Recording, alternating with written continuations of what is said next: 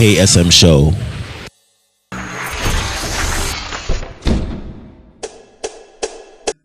I am pleased to have been invited to say a few words about Professor DELLE on the occasion of his 50th anniversary of his medical practice.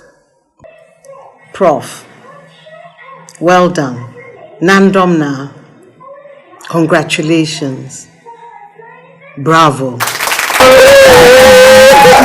I'm loving this, man. I invited him here. I've been on, what do you call that thing? Google, learning things about him, what he has done. But actually, the man has come to give us life skills. And I'm enjoying it. I'm actually enjoying it. So that's amazing, And when you're talking recently, I would say, it's not even a year ago that somebody was giving me talking about this, what do you call it, formula for life. And it says it is E plus R is equal to O. And then the E stands for the events in your life. The good things, the bad things, everything you go through in life is the E, the event. The R is your response to the event. And it says the event, your response, creates the outcome. And that's what I'm listening to you telling me. Now I'm like, how you respond to will give you the outcome. Yes. So you try not to get angry, you try not to get stressed. As much as possible. Wow. What will make you angry? Yes. Sometimes we are human. Yeah. It's just that one of the things some people say is that we are human. And as is happening in the world, sometimes somebody will go and say something about you, you know that it is not true. But it can be provocative. But as much as possible, we are human. But it will come once in a while. But as I said, you read what I'm saying. It is only a fool who gets angry. But if none of us is wise enough. We are always learning. So as much as possible, you see, somebody will tell you something you know is not true. We are all human. But if you want to defend yourself, maybe he's the only one who has heard it. So if I get angry, other people will hear of it. I will solve your problem. So as much as possible, you wasting it. So as much as possible. The greatest thing in this world that we should control is our tongue. What we say. And I think the greatest, Gandhi used to say that your eyes don't see evil, don't hear evil, and don't talk evil. So if you are able to do that, I think the lawyers are the best people. They will provoke you. The fools, okay. And what do you do? So that you say something which you shouldn't have said. And you get, so it is, and I like the soldiers, at least what they tell me that. The soldiers? The soldiers say that if you are angry, they tell you not to report. Sleep over it, and you come the following day when you are in. And I think in life, if you learn this small skill that somebody is angry, you are angry with somebody, try to control it. Sleep over it. Maybe you get up and find out that what was the use of my being angry. And I'm saying it also because it has a big role to play in my specialty, dermatology. Take the commonest skin disease in dermatology, pimples. Pimples. And your face is your passport to society. Then people look at you, why did you get this bomb there? And for them, it is more important than war in Afghanistan. So we don't understand these simple things about human beings because they comment on us. Where did you get these pimples? What happened? And then people don't know. It's so serious. Beautiful girls, they go and hide in their rooms crying. Young men who should go, and they are isolated from society because we don't understand this thing. But if you get this person, the first thing to do is that, don't worry.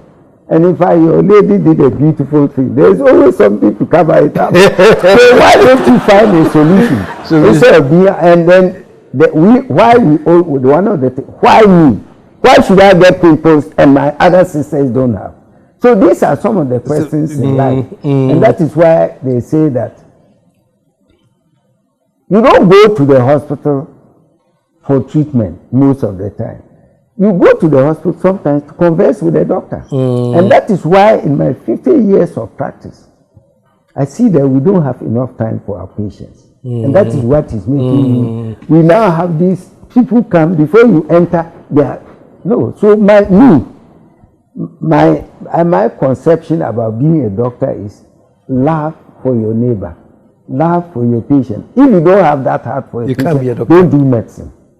Because there are 4 things about love. Respect for the patient. Because every person is a human being. You see, and you are caring for the patient. He is bringing a complaint for you. How can I care for you when I don't know you? And that is why when you people come to us, we want to dig into your life, personal history. Yes. Then so you can dig out what is that. It may be just a worry. If I so pay for the consultation, you just come and talk to you. In fact, we don't use even 75% of our technical knowledge. Much anyone who has done this with love. And that's why Hippocrates said, if you cannot love your neighbor, don't do medicine. You want money, go and do business. But the trend is this sort of changing because now money has become such an issue. Because, you know, and not all doctors will sit down to get into the life of the patient. But you know, it is important. Yeah. It is I've been teaching I taught at the medical school in UBS. Now I'm teaching at the Accra College of Medicine. And I tell them that, look, your first thing, you are there for the patients. And if you don't know the patient, how can you care for the patient? So you must study the patient first. Oh, madam, how are you? The first 5 minutes, you don't need to talk about this person's sickness. Now, if you don't know that, personal and find out more about them. When you are able to get that information, then you know how to address the person. Otherwise, and it's time consuming. And you know, as you said, we are in an economic world. They count. They are counting. You see, but if you are, our work is actually a vocation. It's something God has. In fact, the first doctors, they were doing things that I wish it could come back. In Sicily, in Rome, Italy, where I studied, where inquiry medicines, they started doing it. In places like that, they will tell you, doctor, when you get a patient, the patient will not pay you anything till you finish treating the disease. And when the doctor is you are not well, you go and pay the doctor. That's what we call the insurance now. So maybe if we think about that, I'll make sure I treat you quickly so that you can go and be well, and then you come to me. But now, I want ready cash. So I would even like you to come more so that I'll get my money. So the old doctors adopted the method. When you are not well, you can't work. So how do you pay me? So let me treat you. Then when you are well, so look at the time to treat you quickly so that you can pay me. But medicine is changing. Medicine is changing, You can't you know, because these days it's like, everything is time. I know in the UK, my sister went to see a doctor. I think she had a specific ailment for which she went to see the doctor. But then she remembered some other thing is also bothering her. When she was bringing it up, the doctor says, no, you have just come to see me for this ailment, so let's talk about this. If you want to bring a second ailment, go back, make an appointment, and come with that. Can you believe that in the UK? You know, so I think the face of medicine has changed from when it started, and it was more like a sacrificial love thing. You see, the doctors still want to be paid while they are alive, and that is David. But coming back to, you have done very, very well because you started with one clinic. Now, Rabito, how many branches have over Ghana? 25 in the country. How many? 25. 25. Wow. That you blanketed Ghana. Of course, you're from the north, so you have some at Nandom where you come from. Yes, I used to have all of them. Now we have made a bigger one in Wa. Because really? of the accidents I was having. You know, I used to go around the clinic. That's why we're having so many accidents. The travels, the roads were very bad. Thank God now that they are better. So now, and then of course, if you know about me, he knows, Selassie knows that I have that heart for people, humanitarian touch. You know, I try as much as possible. Unfortunately, I have to say it openly. Steal Peter to Paul Paul. So when you are in Accra, you pay. But when I go to the villages, because the same Dr. DELLE who goes to Nandom, they pay, say, about 5 cedis. But when I come to Accra, you give me 200 cedis. So I always tell them, I'm taking this to help the other one. So I've been making my VIP patients to understand. Here, pay me well. When I go to the place, so that has been the thing. I see. So I was going to ask you, you have all over Ghana, Yes. how they're able to pay the rates that you charge? No, they can't. You can't. They can't. You can't even. They can't afford it. So I think the insurance companies have come to help a bit. But the insurance companies too are restrictive because there are certain drugs you can't give them. And you see, I can't say because you are poor. I try to get what is best for you. But we are constrained by that. So you must get substitutes. And I don't like the idea of the poor giving less better treatment. Want to treat them that's on the same scale? On the same scale. You are sick. Whoever you are, I try to treat you. Okay. So it's one. So the wealthy ones pay the. Yes, the wealthy ones. One pay. And make it affordable for the. Yes, affordable for the people there. So, yes, and I must admit that the wealthy people have been very helpful. And people, even who are less wealthy, if I say that, how did you get these clinics? I will give you the story. The first person to help me was Kofi Bacha. Oh. So he gave me his house at Kanda Estate. To practice. The second person was my teacher in Vigedo. And the third person is the man who had this top construction. In fact, he's about 85 years old. I took my children to go and thank him. And I started Rabito Clinic, and this for the younger ones coming. They're always in a hurry. I went to Makala Market and bought a chair and a table. And that's how Rabito started. A chair and a desk. A desk from Makala Market. And I started. The second person to give me a good table and chair was this top construction.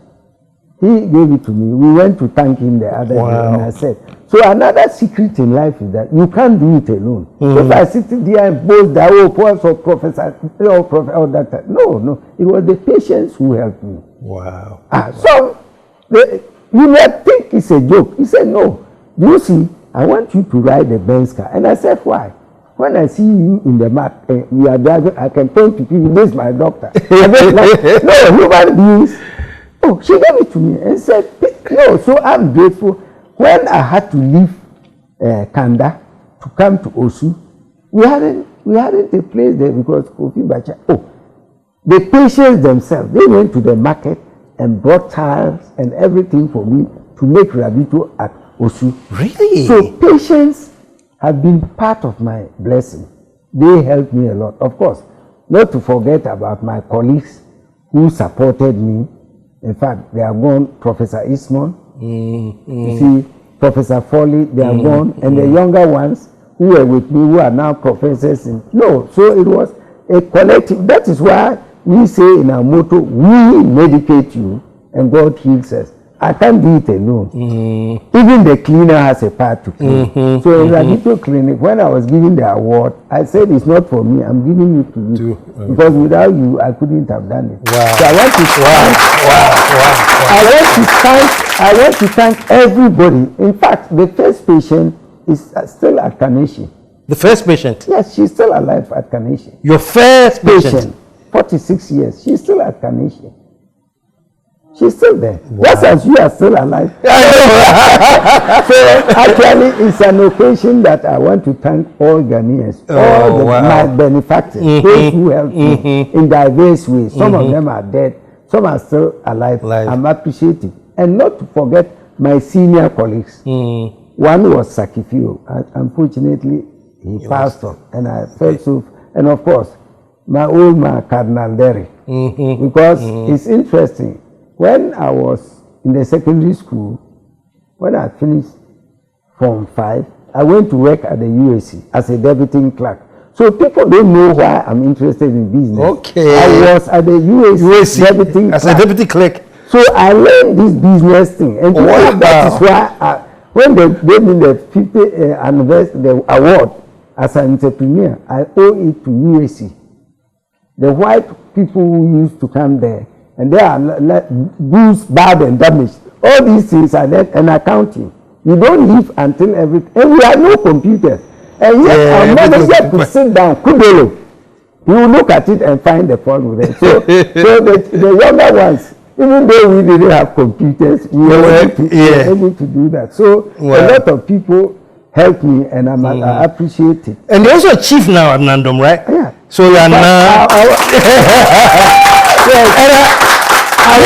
I was acclaimed by acclamation. Yes, by just as the CPP, the last Congress, they acclaimed me. For the chairman, that was through acclamation too. National chairman and leader, I was acclaimed without any opposition. So this like 2016 and after 40 years, so I'm going to help my people, and I want to take the opportunity to thank my party members. Now I cannot do active politics. But I pray for them that let them unite, let them go forward, and then even though we are not allowed to, but I'll continue to think and pray for them that the party stays on, because we struggled and we shall never give up.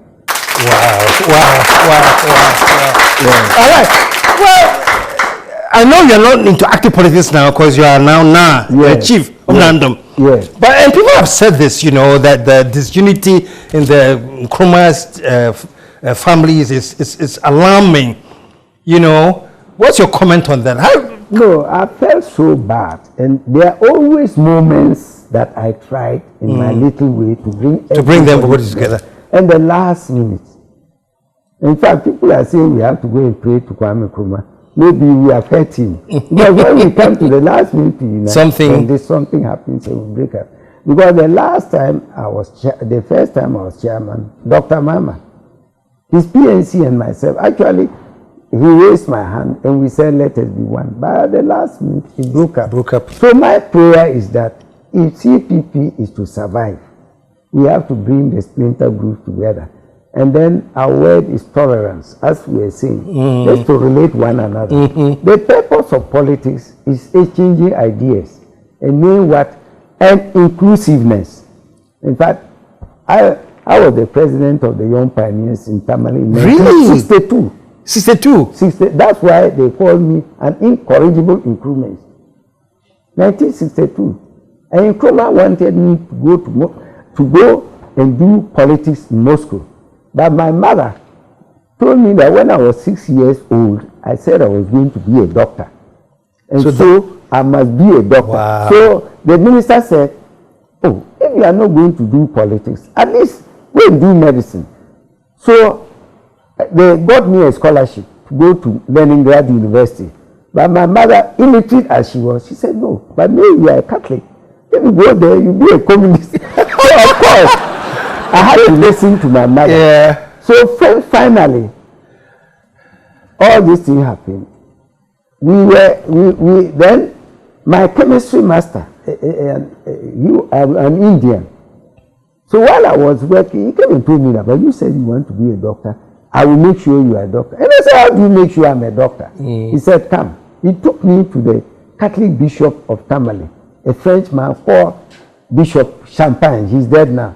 So when he read my name is Edmond Munyan DELLE. I said, DELLE? Your uncle is the Bishop of Japa. Go to him and tell him what. So he gave me a note. So when I went there, timid of course, that time I was this. I said, this man, he said, oh, Edmond, what do you want? He said, oh, well, I told Bishop Champagne, he said, I should see you, that I want to do medicine. He looked at me and said, okay, if you want to do medicine, it's too late now. We are in September. By now, the schools have started. Go and teach at St. Charles Secondary School, and I'll make sure that I'll find this. And I went there to teach in 1963. So he kept to his word. In 64, he got a scholarship for me to go to Padua. And you know, Padua is one of the most famous universities in the world. That if you hear any name in medicine, is from Padua. So I went there, and with the help of God, and that is where my faith too strengthened because 4:30 in the morning we are all awake. 5 o'clock we are all praying. So at that time it penetrated mine, and I was lucky enough to Rabito was then dermatologist there. So I started scratching my skin, and I went to him. He said, "Where do you come from?" I said, "I'm from Nando." "From where?" "Ghana." So he gave me an ointment to apply to stop, and a tablet. He looked at me and said, "But you must be a dermatologist." So I said, "Wow." So I started this medical school 1964, already put in that field. So I started learning about the skin, and I was always with him. So it was easy. In 1970, I wrote my thesis on the skin, eczema in Ghana. I got research work to say, and they told us that Ghanaians, we don't have eczema. So I also wrote, copying. So my thesis went around Europe, and then they called me, "Come and defend your thesis. What you have said is good, but it's not true. Black people too, they have eczema." And that was where I started doing my research on the black skin. That's why I'm always talking to the women that black is beautiful. Don't change your skin. Just a lot, man. And we have a few minutes more, but trust me, we have learned so much. Don't you all feel? A quick thing before you leave. I don't know why I heard it, but that you didn't think. You thought this whole emphasis for the Corona era, wash your hands, wash your hands, wash your hands. You thought this is overdone? Let me hear you on that. Yes, my thoughts about this. And even using the mask. The mask. You don't need to be a dermatologist. Look, when you wash your hands too much, they dry, they crack. So you rather expose yourself to the germs. When you wash too much, if you know a little bit of the skin, we call it housewife's dermatitis. And the woman will confirm it. You use your soap and do your hands crack, then you have eczema. Is that not? So when you do that, you wash your hands, they should put what we call an oily thing that you apply it quickly to protect it. But otherwise, the skin will crack. So the washing is okay, but make sure that some oily thing to at least buffer it. If you even go to the hotels, they will ask you to put your thing under this, and it dries the skin. If it dries the skin, it's not good for you. It will crack. And you do it. So wash from one basin to another 10 times. There must be what we call an emollient. You will see that we, the old people, we have dry skins. Because that oil which protects us against this thing is not there. So much as I'm not against it, but it shouldn't be exaggerated. If you are to go to 5 places, so imagine the amount of things there. You have to wash your hand from there. So you are actually taking the oily mantle, the one which protects us away. And then the mask too. You see some of the masks, they have metal there. You easily have a reaction. And you put this, the women who have pimples, it gets worse. Because you have put it for a very long time. So these are some of the observations. And it's now clarified that, look, we must take some of these precautions. So as much as possible, if you are not in a crowded area, try not to put your mask on. And it's proved scientifically that you don't need it. And the worst thing is that I just came from Nando. You see a woman taking the plastic one and putting it. They don't even put the plastic one alone will not protect you. It is only surgeons or places where something can flash on you that you do it. So I'm not against the idea, but if you understand that the skin needs protection. So, and even ordinary Vaseline or ordinary, you keep it yourself. Okay. So when you wash your hands, at least put a little bit of Vaseline. To protect you. Show some love, man. Oh man, I mean this is more than we ever expected. We'll get amazing life skill lessons, philosophy of living and everything. And thank you so much. Thank you very, very much. And you saw during the commercial breaks some of the comments from Palmer Buckle, from Madala Kufado, and even from Sango, his own son, attesting to his greatness. And we all celebrate you. 50 years in medicine. You have done so well. You are 77 and you're still kicking. God bless you. So there you folks, we're shooting the breeze with Dr. DELLE, and he gave us amazing life lessons that we can all now take and spread. And please, nothing against hand washing, but find some little Vaseline in your bags and things. And when you wash your hands, try and oil a little bit. Otherwise, you'll be damaging your skin. So until we come back next week, Dr. DELLE, thank you very, very much. And we are out of Let the Whole World. Thank you very